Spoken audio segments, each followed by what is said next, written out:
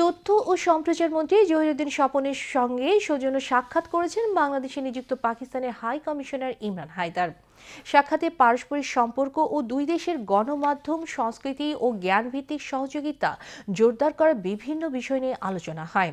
সাক্ষাতের শুরুতে পাকিস্তানের হাই কমিশনার তথ্যমন্ত্রীকে দায়িত্ব গ্রহণের জন্য অভিনন্দন জানান। তথ্যমন্ত্রী বলেন, বর্তমান বিশ্বে নতুন মিডিয়ার দ্রুত বিস্তার দুই দেশের মধ্যে যৌথভাবে কাজ করার নতুন সুযোগ সৃষ্টি করেছে।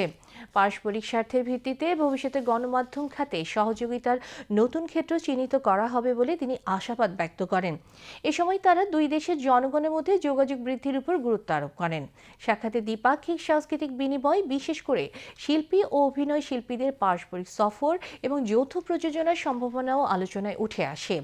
পাকিস্তান বাংলাদেশ নলেজ করিডোর উদ্যোগের আওতায় বিজ্ঞানভিত্তিক শিক্ষার্থী বিনিময় কার্যক্রম সম্প্রসারণের বিষয়ে সাক্ষাতে আলোচনা হয়।